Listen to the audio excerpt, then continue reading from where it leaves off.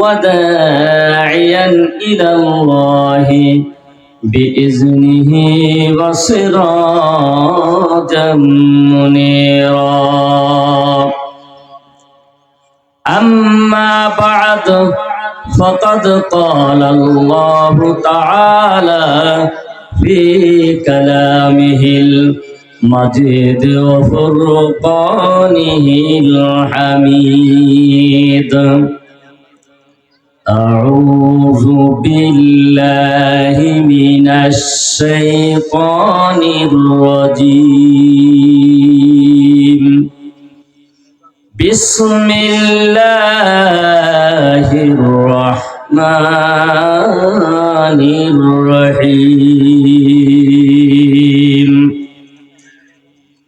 ما كان محمد أبا أحد من رجالكم ولكن رسول الله وخاتم النبيين وكان الله بكل شيء عليما. إن الله وملائكته يصلون على النبي يا أيها الذين آمنوا صلوا عليه وسلموا تسليما. اللهم صل على سيدنا مولانا محمد وعلى آل سيدنا مولانا محمد.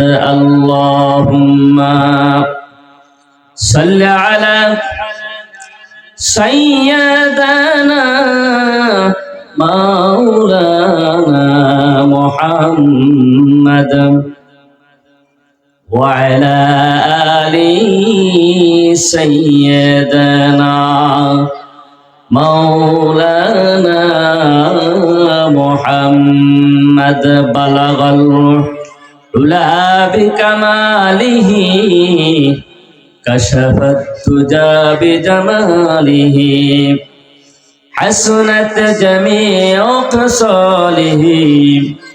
صلوا عليه وآله. بلغ العلا بكماله كشف الدجى بجماله حسنت جميع خصاله. صلوا عليه وآله. আলহামদুলিল্লাহ,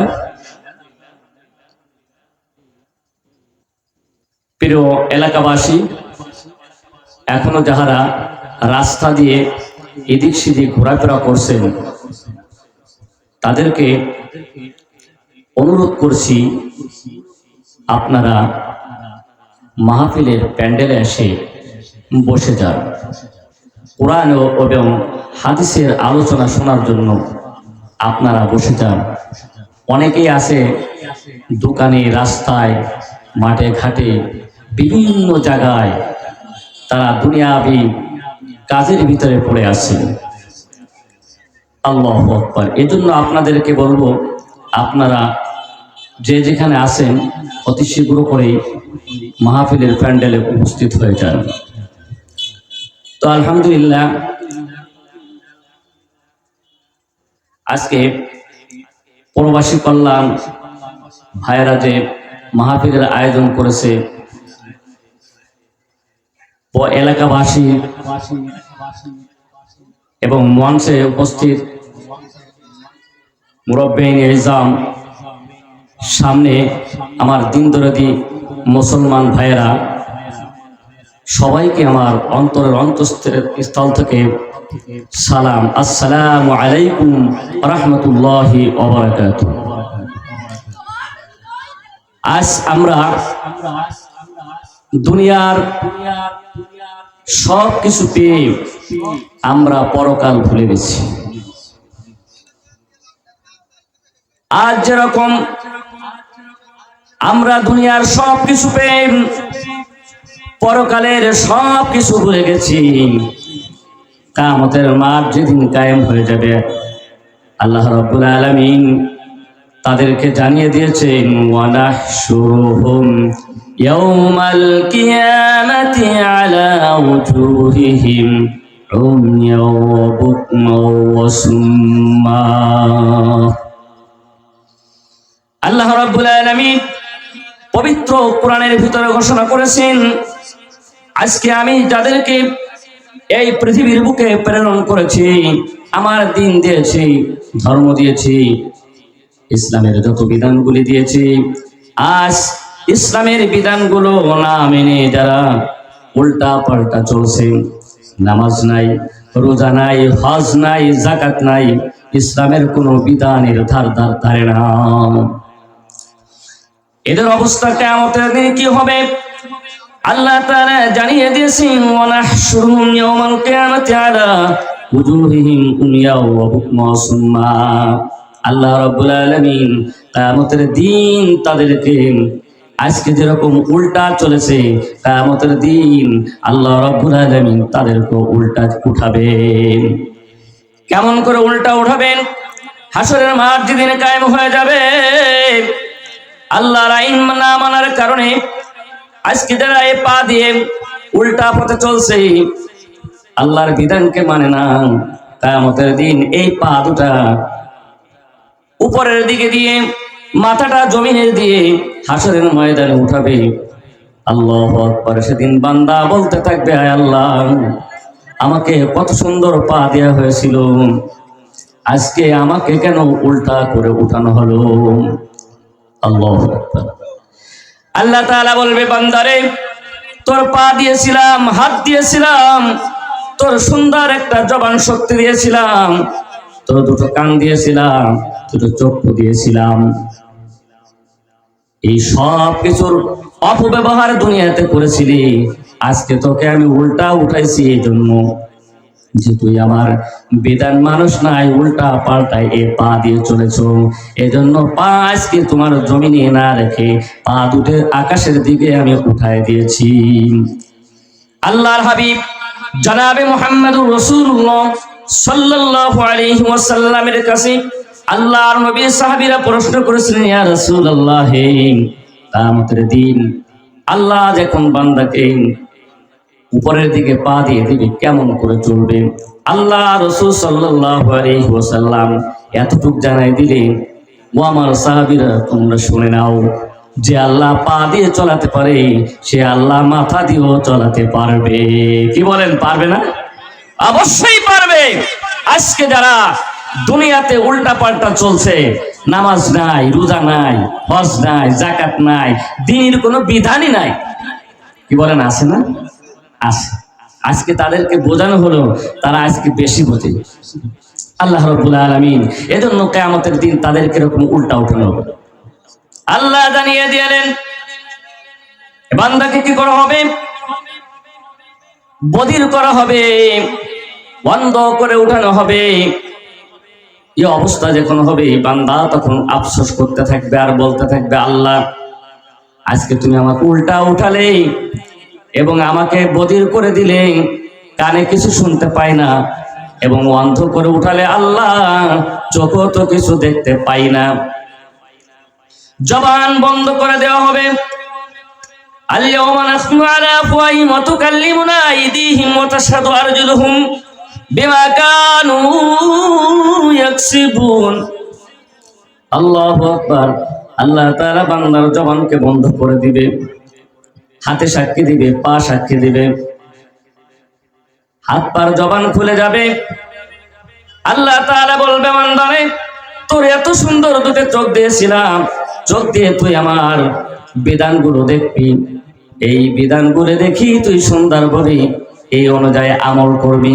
দুনিয়াতে তুই আমল করস নাই, চোখ দিয়ে যে যেটা প্রচলন করার প্রয়োজন ছিল সেটা তুই করস নাই, আজকে এই জন্য তোকে আমি অন্ধ করে উঠাইছি। আল্লাহু আকবার। বধির হয়ে যাবে, কানে শুনবে না। আল্লাহ তাআলা বলবেন তোমাকে সুন্দর কুদে কান দেওয়া হয়েছিল, কান দিয়ে তুমি ভালো ভালো জিনিসগুলো শ্রবণ করবে, তুমি করো নাই। কোরআন হাদিসের কোনো বিধান তোমার কান দিয়ে শোনো নাই, শুনতো তোমার ভালো লাগে নাই। যখন দিনের কথা বলেছে তুমি ঘাড় মোড়া দিয়ে আর একদিকে হেঁটে গেছো। কি বলেন, আছে না সমাজে? সমাজে এরকম লোক আছে। এজন্য আল্লাহ তাআলা অন্ধ করে উঠাবে, বধির করবে। জবান শক্তি, এত সুন্দর জবান দেওয়া হয়েছিল, বাক স্বাধীনতা দেওয়া হয়েছিল, সেই বাক স্বাধীনতা দিয়ে দ্বীনের কোনো কাজ তুমি করো নাই, এজন্য তোমার জবানটাও আজকে বন্ধ করে দেওয়া হলো। আল্লাহু আকবার। এজন্য সূরা ইয়াসিনের ভিতরে আসছে আল-ইয়াওমা নাখতিমু আলা আফওয়াহিহিম ওয়া তুকাল্লিমুনা আইদিহিম ওয়া তাশহাদু আরজুলুহুম বিমা কানু ইয়াকসিবুন। বান্দা বলতে থাকবে, আল্লাহ দুনিয়াতে অপকর্ম করেছিলাম, চুরি করেছিলাম, ডাকাতি করেছিলাম, খুন খারাপি, চিন্তায় রাহাজানি, কত কিছু করেছিলাম, কোনো সাক্ষী নাই, কেউ তো দেখে নাই, কেউ দেখে নাই। মনে মনে চিন্তা করবে আজকে যদি কেউ সাক্ষী না থাকতো কতই না ভালো হতো। আল্লাহ তাআলা জানিয়ে দেবে তোমার কোনো সাক্ষী আজকেও নাই। তোমার জবান বন্ধ করে দেওয়া হবে, তোমার হাত, তোমার পা, তোমার সমস্ত অঙ্গ প্রত্যঙ্গ সাক্ষী দিবে তুমি কখন কি অন্যায় অপরাধ সংগঠিত করেছিলে। কি বলেন, সারা যাবে? অতি গোপনে কেউ দেখি নাই। দুজন ফেরেশতা তো আছে, কিরামান কাতিবিন। বিশ্বাস, এই বিশ্বাসের নামই হচ্ছে ঈমান। আর বিশ্বাস যদি না থাকে তাহলে কি কোনো কিছু চলবে? আল্লাহু আকবার। এজন্য দুজন ফেরেশতা ভালো এবং মন্দ লিপিবদ্ধ করতে আছে। আল্লাহ রাসূল সাল্লাল্লাহু আলাইহি ওয়াসাল্লাম যখন মিরাজ গেছিল, মিরাজে যে আল্লাহ রাসূল সাল্লাল্লাহু আলাইহি ওয়াসাল্লামকে দুনিয়ার শুরু এবং শেষ পর্যন্ত যা কিছু হবে, ঘটবে, ঘটছে, বর্তমান ভবিষ্যৎ যা কিছু আছে সব কিছু কলমকে বলেছিল, কলম তুমি লেখো, উক্তব তুমি লেখো। কলম সব কিছু বান্দার লিস্টে যা আছে সব কিছু কলমে লিখিয়ে দিয়েছিল। সুবহানাল্লাহ। আল্লাহ রাসূল সাল্লাল্লাহু আলাইহি ওয়াসাল্লাম মিরাজে গেলে এই শব্দটা আল্লাহ রাসূল সাল্লাল্লাহু আলাইহি ওয়াসাল্লামকে শোনায় দেওয়া হয়েছিল। কলমের আওয়াজ এখনো কি আছে? কি সম্ভব না? আমরা যদি একটা গজল, একটা কেরাত, গান যেটাই বলেন, এগুলো যদি ক্যাসেট করে রেখে 50 বছর 100 বছর পরে যদি আমরা শ্রবণ করতে পারি, তা যে আল্লাহ এগুলো তৈরি করেছে সে আল্লাহ কি পারে না? অবশ্যই পারে। এটা বিশ্বাস করতে হবে। এটার নামই হচ্ছে ঈমান। এটা যদি বিশ্বাস না হয় তাহলে তো ঈমানই থাকবে না। কি বলেন, ঠিক না বেঠিক? إنا عرضنا الأمانة على السماوات والأرض والجبال فأبين أن يحملناها وأشفقناها وحملها الإنسان إنه كان ظلوما جهولا إنا عرضنا الأمانة على السماوات والأرض والجبال। আল্লাহ রাব্বুল আলামিন নামাজ, রোজা, যত বিধান আছে এই বিধানগুলি আল্লাহ রাব্বুল আলামিন বলা হয়েছে ইন্না আরাদনাল আমানাতা আলাস সামাওয়াতি ওয়াল আরদি ওয়াল জিবাল। এই পাহাড়, এই জমিন, এইগুলির পরে আল্লাহ রাব্বুল আলামিন নাযিল করতে চেয়েছিলেন, কিন্তু সবাই অপারগতা স্বীকার করেছে। জিবাল, এই পাহাড়গুলি কি করেছে? অপারগতা স্বীকার করেছে। আল্লাহ এত বড় বোঝা আমাদের দ্বারা সম্ভব হবে না বহন করা। সেই বোঝা বহন করেছে এই 3.5 লাখ মানুষ। সুবহানাল্লাহ বলবেন না? আল্লাহ রাসূল সাল্লাল্লাহু আলাইহি ওয়াসাল্লাম এরপরে এ কোরআন অবতীর্ণ করলেন। সুবহানাল্লাহ। এ কোরআন হলো মানুষের জন্য সংবিধান। এ কোরআন অনুযায়ী যদি আজকে মানুষ চলতে পারে, জীবনের এই দুনিয়াও শান্তি, পরকালেও শান্তি। কি বলেন, ঠিক না বেঠিক? আজকে আমরা কোরআনের কাছে নাই, দ্বারে কাছেও নাই। অনেকজনকে যদি জিজ্ঞাসা করা হয় যে কোরআন পড়তে জানেন, লা কিয়ামতের দিন যে লাদরি লাদরি বলতে থাকবে।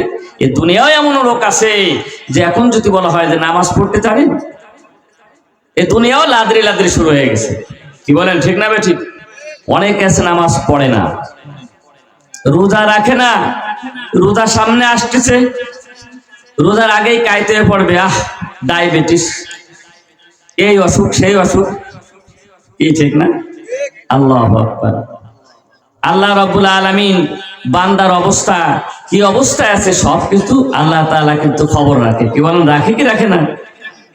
আমি আর আপনি যতই ফাঁকিবাজি করি, যা ডায়াবেটিস হয়েছে, এই হয়েছে সেই হয়েছে, রমজান মাস আসার আগেই কি কাইতে হয়ে পড়ে। আল্লাহ কয় তুমি যে অবস্থায় থাকো না কেন সব কিন্তু আমার খবর আছে। কি বলেন, ঠিক না বেঠিক? এজন্য ভাব ধরলে কাজ হবে না। রমজান মাস আসতেছে, রোজা রাখতে হবে। ইনশাআল্লাহ পারবো না? ইনশাআল্লাহ। আল্লাহ কবুল করবেন, আমিন। ইন্না আরাদনা al-আমানাতা আলা as-সামাওয়াতি ওয়াল আরদি ওয়াল জিবালা ফাবাইনা আন ইয়াহমিলনাহা ওয়া আশফাকনা মিনহা ওয়া হামালাহাল ইনসান। এই মানুষ এই সবগুলি বহন করেছে।